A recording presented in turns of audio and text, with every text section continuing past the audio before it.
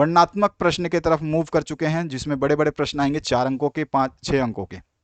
यहाँ पे पहला, गोलीय दर्पणों द्वारा परावर्तन के लिए चिन्ह परिपट्टी लिखिए। तो गोलीय दर्पणों द्वारा प्रकाश के परावर्तन के समय हम एक निश्चित चिन्ह परिपट्टी का पालन करते हैं, जिसे नई कार्तिकेय चिन्ह परिपट्टी कहते हैं। उसको हम बना देंगे और उसमें हम बता देंगे कि क्या क्या इसके जो हैं परिपट्टी के चिन्ह परिपट्टी के नियम हैं, वो लिख देंगे। तो पहला जो नियम है इसमें क्या है, दर्पण के लिए चिन्ह परिपट्टी। इसमें पहला नियम है, बिंब सदैव दर्पण के बाईं ओर रखा जाता है, यानी कि बाईं ओर, यानी कि लेफ्ट साइड में जो है आपको इस साइड में जो है हमेशा बिंब को, ऑब्जेक्ट को रखना है। ठीक है, ये चीज़ हो गई क्लियर। इसके बाद में दूसरा चीज़, ये परिपट्टी का चित्र आपको जरूर बनाना है।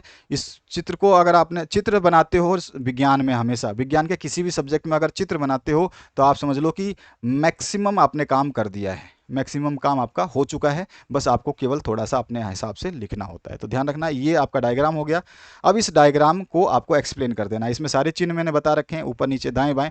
इधर वाला जो है नेगेटिव होगा, इधर दूरी लेंगे, इधर पॉजिटिव लेंगे, नीचे आएंगे तो नेगेटिव लेंगे, ऊपर जाएंगे तो पॉजिटिव लेंगे। ठीक है, आपतित किरण की दिशा भी बता, किरण की दिशा बता दी कि किरण इधर से आएगी, ऑब्जेक्ट जो है हम इस साइड रखेंगे। ठीक है, ऑब्जेक्ट जो है हम इस साइड रखेंगे। अब आ जाइए दूसरी चीज, मूल अक्ष से समानांतर सभी दूरियां दर्पण के ध्रुव से मापी जाती हैं। तो मूल अक्ष जो है ये आपका ध्रुव है। तो ये इसके एक्स एक्स के, या तो हम दर्पण की जो भी दूरियां हैं या तो इधर नापेंगे या इधर नापेंगे। ठीक है, दोनों तरफ मापेंगे। मूल बिंदु से दाईं ओर मापी गई सभी दूरियां धनात्मक मानी जाती हैं। अभी मूल बिंदु है, अगर आप इससे इधर वाली सारी दूरियां लेते हो तो ये हमें धनात्मक मानी जाएंगी। ठीक है, मूल बिंदु से दाईं लिखा है ना यहाँ पे, दाईं ओर आप देख रहे हो, दाईं ओर, तो दाईं ये रखो, दाईं ओर जो है धनात्मक और बाईं ओर जो है ऋणात्मक होगा। ठीक है, और हमारा जो है बाईं ओर क्या रखते हैं हम, ऑब्जेक्ट रखते हैं। आपको पता ही है, बुक में आपने पढ़ाई है, स्कूल में भी आपको बताया होगा।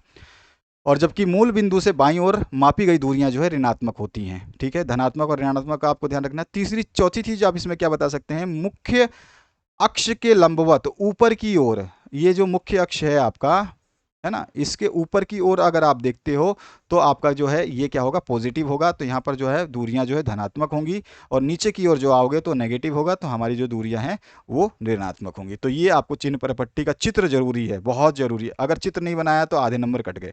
तो आईएमपी में लिख लीजिए इसको। नेक्स्ट जो क्वेश्चन है उसकी बात करते हैं, वायुमंडल में अपवर्तन किस प्रकार होता है, तारे क्यों टिमटिमाते हैं जबकि ग्रह नहीं टिमटिमाते। तो इसमें आपके साथ में एक साथ में 2-3 प्रश्न पूछ लिए। देखिए, वायुमंडलीय अपवर्तन, वायुमंडलीय अस्थिरता के कारण प्रकाश का अपवर्तन वायुमंडलीय अपवर्तन कहलाता है। सबसे पहले हमने बता दिया वायुमंडलीय अपवर्तन क्या होता है, इसकी डेफिनेशन। और पृथ्वी के वायुमंडल द्वारा प्रकाश का अपवर्तन वायु परतों के धीरे धीरे बदलते अपवर्तांक के कारण होता है। जो भी वायु की परतें होती हैं वो सारी परतें क्या होती हैं, गर्म होती है, कुछ उससे ज़्यादा गर्म होती है, कुछ ठंडी होती हैं, तो उनके अपवर्तांक जो है बदलते रहते हैं। अपवर्तक माध्यम, जिसको हम वायु की भौतिक स्थितियां स्थिर नहीं होती है, क्योंकि वो गर्म और ठंडे मीडियम से हमेशा टकराते रहते हैं। और गर्म हवा के माध्यम से देखी जाने वाली वस्तु की स्पष्ट स्थिति में उतार चढ़ाव होता रहता है। आप जानते हैं कि आप जब कभी सर्दियों में आग सेकते हो तो आग के एक तरफ जब खड़े होते हो तो दूसरी तरफ आप देखते हो तो आग के जो गर्मी की वजह से ऊपर जो हवा उठती है, तो आप देखते हो आगे के दूसरी तरफ जो है धुंधला धुंधला सा हिलता हुआ चीज़ दिखाई देती है। तो वही चीज़ बता रहा है यहाँ पर कि वो जो गर्म हवा होती है उसी के माध्यम से अगर हम किसी वस्तु को देखते हैं तो उतार चढ़ाव देखने में, उसकी स्थिति में उतार चढ़ाव होता रहता है, यानी वो वाइब्रेशन हल्का हल्का हिलता रहता है। इस प्रकार वायुमंडलीय अपवर्तन होता है। तो ये हमने वायुमंडलीय अपवर्तन किस प्रकार होता है, ये पहला प्रश्न बताया जिसमें 2 नंबर मिलने थे। अब हम बात करते हैं तारे क्यों टिमटिमाते हैं। तो इसमें आपको ये जो तारे टिमटिमाते हैं क्यों हैं और ग्रह नहीं, तो इसमें आपको 2 नंबर मिलेंगे दोनों के मिला के। तो यहाँ पे लिख देते हैं तारे का टिमटिमाना। तो वायुमंडलीय अपवर्तन के कारण तारे टिमटिमाते हैं। सबसे पहले रीजन क्या है कि तारे टिमटिमाते क्यों हैं, अपवर्तन के कारण। कौन सा, वायुमंडलीय अपवर्तन के कारण। पृथ्वी के वायुमंडल में वायु की अलग अलग परतें पाई जाती हैं, इन परतों का तापमान अलग अलग होता है। इसी कारण पृथ्वी के वायुमंडल में प्रवेश करने के पश्चात पृथ्वी के पृष्ठ तक, यानी कि पृथ्वी के तल तक पहुंचने तक तारे का प्रकाश निरंतर अपवर्तित होता रहता है। तो जो तारे से किरणें आ रही हैं, जो प्रकाश की किरणें आ रही हैं, वो अलग अलग वायुमंडल के परतों से पास होती आ रही हैं, और इसलिए वो अपवर्तित होती जाएंगी, निरंतर लगातार अपवर्तित होती जाएंगी। और वायुमंडल का अपवर्तांक लगातार बदलता रहता है, क्योंकि हर परत जो है अलग अलग टेम्परेचर की होती है। अतः तारे से आने वाले प्रकाश में भी परिवर्तन होता है, जिससे वह कभी चमकीला दिखाई देता है तो कभी धुंधला दिखाई देता है। अब चमकीला धुंधला दिखाई देगा तो इसका मतलब क्या कहते हैं हम उसको, तारा टिमटिमाता हुआ हमें प्रतीत होता है। जबकि ग्रह जो है तारों की अपेक्षा पृथ्वी से बहुत निकट होते हैं। ग्रह प्रकाश के बृहद रूप माने जाते हैं, अतः ग्रहों से आने वाली प्रकाश किरणों के मार्ग में औसत परिवर्तन ना के बराबर होता है। और जब यहाँ पे परिवर्तन ही नहीं होता, जो प्रकाश आ रही है परिवर्तन ही नहीं होता, क्योंकि वो पास हैं, बड़े हैं, तो इसका मतलब क्या है कि जो है ग्रह जो है हमारे पास बृहद रूप में माने जाते हैं। तो यहाँ पर इसलिए जो है ग्रह जो है आभासी स्थिति पर स्थिर ही रहते हैं, अतः ग्रह जो है टिमटिमाते हुए प्रतीत नहीं होते। तो इस तरह से हम इसका आंसर लिख देंगे। अगला जो क्वेश्चन है इसमें आपको पूछा गया है 2 ओम, 3 ओम और 6 ओम के तीन प्रतिरोधकों को किस प्रकार संयोजित करें कि संयोजन का कुल प्रतिरोध जो है 4 ओम मिले और 1 ओम हो। तो इसको करोगे तो 2 नंबर मिलेगा, इसको करोगे तो 2 नंबर मिलेगा। तो 2 ओम, 3 ओम, 6 ओम। तो इसमें सबसे पहले हम 4 ओम हमें ज़्यादा चाहिए और एक में हमें कम चाहिए। तो ज़्यादा चाहिए और कम चाहिए, लेकिन हम प्रतिरोध दे दिए अलग अलग और 3 दे दिए। तो इसने बोला किस तरह से हम संयोजित करें। तो पहला जो हम संयोजन करेंगे तो हमारा जो है 3 और 6 को लगाएंगे हम समानांतर में और 2 को लगाएंगे श्रेणी में। तो यहाँ पर जो है 3 तथा 6 को पार्श्व क्रम में संयोजित करते हैं। पार्श्व क्रम का मतलब हो गया समानांतर श्रेणी में, और समानांतर अभी मैंने ऊपर भी आपको सॉल्व करवाया था। तो इसमें क्या हो जाएगा 1 में RP, जो आपका RP या इक्विवेलेंट बोलो तो ठीक है। पैरेलल है, P मतलब होता है पैरेलल, पैरेलल मतलब समानांतर, ठीक है। तो ये RP मतलब समानांतर। तो हम समानांतर श्रेणी में निकाल रहे हैं, तो 1 बटे में R1 प्लस में 1 बटे में R2 हो जाएगा। तो 3 प्लस 1/3 प्लस 1/6 करेंगे तो 1/3 प्लस 1/6 इस तरह से हो जाएगा। और फिर जब LCM ले लेंगे तो ये हो जाएगा 3/2। इसको काट देंगे तो ये कट के आ जाएगा हमारे पास में। अगर मैं इसको काटूँ तो देखो ये 1/P आया, 1/RP आया। तो RP निकालूंगा तो ये तिरछा गुणा हो जाएगा। अभी मैंने आपको बताया था हमारे पास RP कितना आया है, 1/RP कितना आया, RP हमारे पास आया 3/6। तो हम इसको इस तरह से तिरछा गुणा करते हैं। तिरछा गुणा करेंगे तो हमारे पास क्या आ जाएगा 3RP आ जाएगा। 3RP बराबर क्या हो जाएगा 6 हो जाएगा। तो यहाँ पे RP छोड़ दूंगा तो RP क्या हो जाएगा 6/3 हो जाएगा। काट दूंगा तो इसको 3 दूनी 6, 2 आ जाएगा। तो यहाँ पर देखो RP निकाला है, ये 2 ओम आ गया। अब 2 ओम तो केवल इस 2 रजिस्टर का आया है, और इस ये जब दोनों को जोड़ दिया तो ये कैसा बन गया, इसके साथ में ये ऐसा बन गया, ऐसा बन गया। इनको इसको कर दिया सॉल्व, इसको कर दिया तो ये ऐसा बन गया। और यहाँ पे कितना आया, ये भी 2 ओम आया। कितना आया 2 ओम आया। ये 2 ओम और ये 2 ओम, जब हम जानते हैं कि जब श्रेणी क्रम में होता है तो हम R1 प्लस R2 कर देते हैं। तो ये R1 अगर ये है तो R2 मानते हैं ये है, तो 2 प्लस 2 कितना हो गया 4। तो यहाँ पर इस कुल प्रतिरोध RP को 2 ओम वाले प्रतिरोध के साथ श्रेणी क्रम में जोड़ेंगे तो हमारे पास कुल प्रतिरोध जो है, टोटल प्रतिरोध जो है R1 प्लस R2, यानी कि 2 ओम तो हमने निकाला था और 2 ओम पहले से ही था, उसमें जोड़ा तो 4 ओम हमारा उत्तर आ गया, जो कि हमारा पहला पूछा गया था। दूसरे में आपसे पूछा गया 1 ओम कैसे निकलेगा। तो 1 ओम के लिए हम इसको सभी को समानांतर श्रेणी में जोड़ देंगे। तो यहाँ पर देखिए 1 ओम का प्रतिरोध पाने के लिए हम 2 ओम और 3 ओम, यहाँ पे 3 है, 2 ओम, 3 ओम और 6 ओम को पार्श्व क्रम में संयोजित यानी समानांतर क्रम में संयोजित करेंगे। तो यहाँ पे समानांतर करेंगे तो वापिस से 1/1/1 ही होगा, तो 1/2, 1/3, 1/6, और इनको हम जोड़ेंगे तो यहाँ पे आ जाएगा 3, 2 और 1। तो ये टोटल हो गया 6/6, और 6 से 6 कट गया तो हमारे पास आ गया 1 ओम उत्तर। तो ये हमारे पास में मिनिमम आ गया। तो इस तरह से हमने इसको सॉल्व किया। डायग्राम अगर आपने बना दिया, ये डायग्राम भी बनाते हो ना, तो आप कहीं भी स्टेप मिस्टेक करते हो तो एग्जामिनर ध्यान नहीं देगा, पूरे आंसर्स मिल जाएंगे। अगला जो क्वेश्चन है, दक्षिण हस्त अंगुष्ठ नियम में अंगूठे की दिशा क्या निर्दिष्ट करती है, अंगूठे की दिशा क्या बताती है।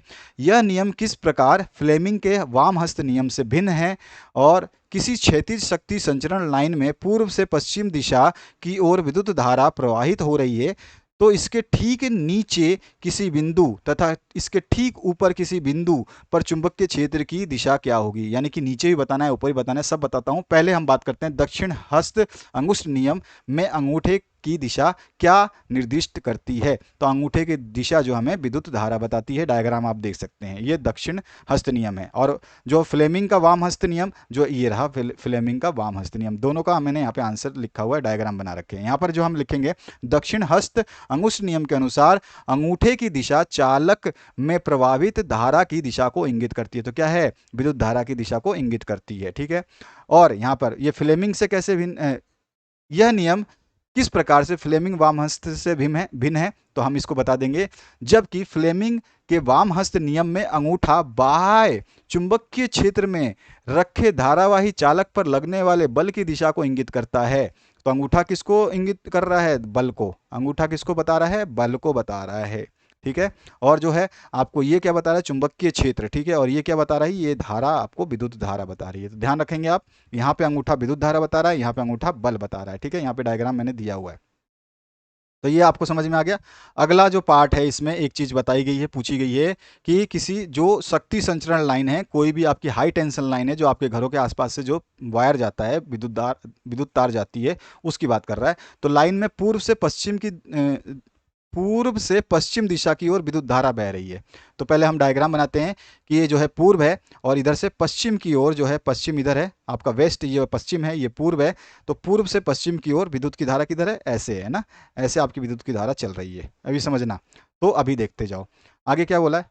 तो इस तरह से धारा बह रही है, इसके ठीक नीचे की किसी बिंदु और ठीक ऊपर की कोई बिंदु है।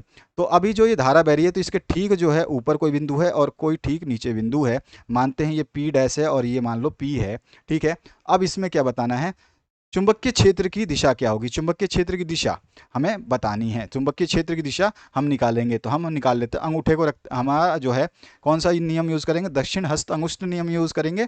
तो दक्षिण हस्त अंगुष्ठ नियम, ये वाला जो डायग्राम है यहाँ पे लिया है मैंने। आप देख रहे हो कि ये धारा जो है आपको इस तरह से बह रही है, पूरब से पश्चिम की ओर। इसी तरह से बोल रहा है, पूरब से पश्चिम की ओर। तो देख रहे हो आप, ये धारा की दिशा हमने किधर कर दी? पश्चिम की ओर। यही चीज हमें क्वेश्चन में बोली गई है। तो अगर ये पश्चिम की तरफ जा रही है, अगर ये पश्चिम की तरफ जा रही है इस तरह से, तो आपका जो ये अंगूठे की उंगलियां ऊपर की तरफ मुड़ रही है, यानी कि आपका जो है इस तरह से आपका इसमें क्या है? चुंबकीय क्षेत्र जा रहा है ऊपर की तरफ, और इधर आ रहा है नीचे की तरफ। ये तो समझ में आ गया आपको। तो अगर इस तरह से आती है धारा, तो आप क्या देखेंगे कि हम यहाँ पे देख पा रहे हैं इस हिसाब से कि जो धारा हमारी बह रही है, यानी कि जो हमारी उंगलियों में ये जो धारा बह रही है, इसमें हमारा क्या हो जाएगा? इसमें हमारा ये, अगर हाथ में उल्टा कर दूं, इस हाथ ये उंगलियां मेरे सामने है, ये उंगलियां उस साइड में होनी चाहिए, उस साइड में होनी चाहिए ना।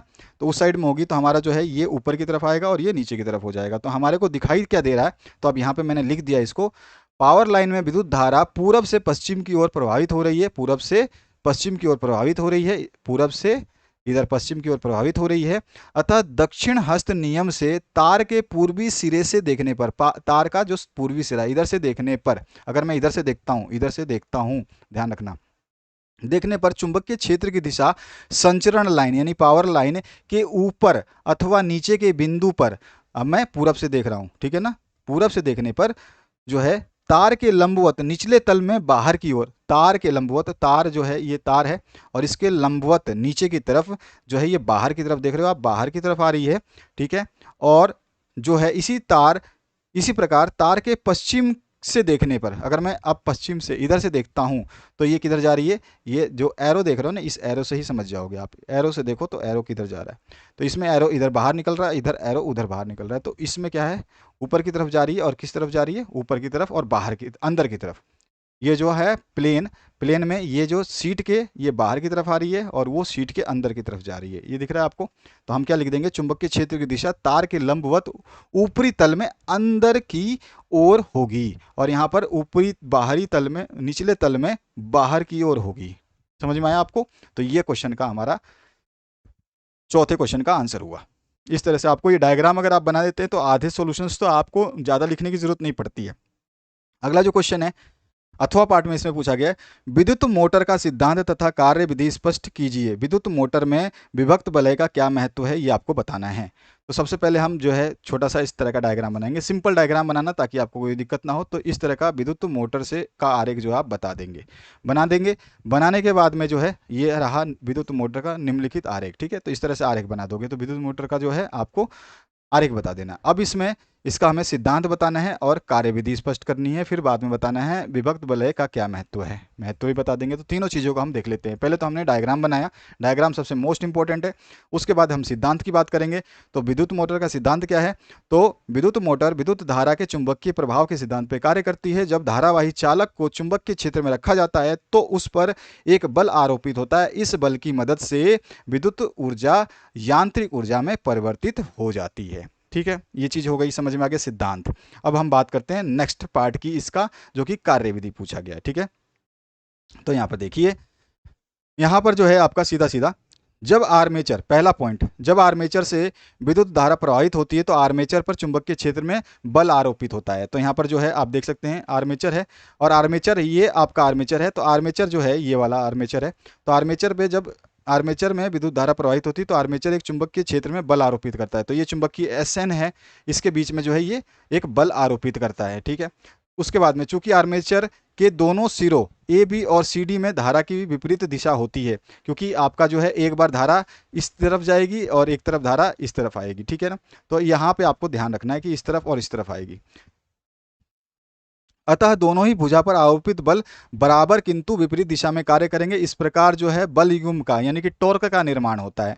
जब टॉर्क का निर्माण होता है, यह बल युग्म जो है आर्मेचर में एक निश्चित दिशा में घूर्णन उत्पन्न कर देता है। जब टॉर्क लगता है तो वो एक तरफ घुमाना शुरू कर देता है। इसमें C1 और C2 जो है विभक्त बल हैं जो आर्मेचर के साथ ही गति करते हैं, और प्रत्येक अर्ध घूर्णन के पश्चात इसका संपर्क बुश B1 और बुश B2 से होता रहता है, जिसके कारण AB और CD भुजाओं में धारा की दिशा ज्यों की त्यों बनी रहती है। और B1 और B2 को कॉम्टेटर भी कहते हैं या संपर्क बुश भी कहते हैं। इसकी मदद से C1 और C2 जो है आपका विभक्त बल द्वारा विद्युत धारा आर्मेचर में प्रवाहित होती रहती है, ठीक है। अब हमारा यही हो गया सिद्धांत या कार्यविधि, दोनों चीजें हो गई। अब विद्युत मोटर में विभक्त वलय का क्या काम है? तो विद्युत मोटर में विभक्त वलय दिक् परिवर्तक, ध्यान रखना, दिक् परिवर्तक अर्थात विद्युत धारा के प्रवाह की दिशा को बदलने का काम करता है, यानी कि उत्क्रमित करने का काम करता है। विभक्त वलय जो है प्रत्येक आधे घूर्णन के पश्चात विद्युत धारा के उत्क्रमित होने का क्रम जो है दोहराता रहता है, यानी कि वो बार बार होता रहता है, जिसके कारण कुंडली और धुरी लगातार घूर्णन करती रहती हैं, ठीक है। तो ये हमारा आंसर हो गया, छोटा सा और अच्छा सा।